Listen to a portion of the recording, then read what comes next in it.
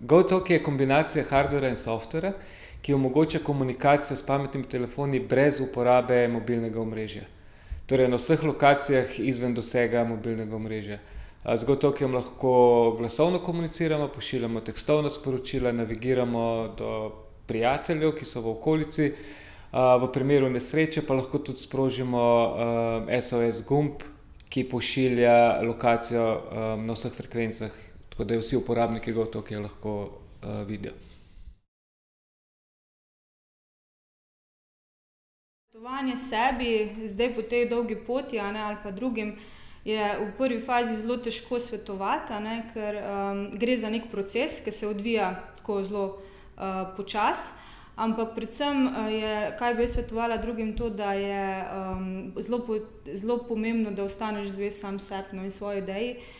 Ne glede na to, da je to neka floskula, se izkaže, da je to zelo pomembna zadeva, ker namreč startup okolje je lahko zelo negativno, ogromno negativnih in zavračanj in nekih negativnih mnenj, tako da moraš biti zelo trden in vztrajati pri tem, kar si na začetku zadal. Če bi lahko zavrtel čas nazaj in si dal neki nasvet, je to sigurno zame neki pravni nasvet oziroma da si priskrbi pravno pomoč, ne.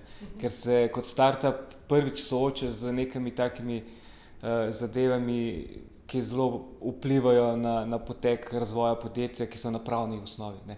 In ti na začetku sigurno nimaš veliko pojma, kaj to vse pomeni in kaj to potegne za sabo, ker pol kasneje spreminjati in popravljati te stvari je precej precej drago.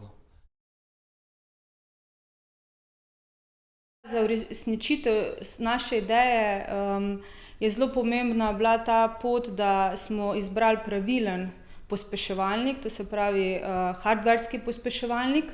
Tukaj smo pridobili ogromno znanja, ker hardver od softvera se zelo razlikuje. Potem zelo so nam pomagali tudi poslovni angeli, pač pa cel networking na Nizozemskem.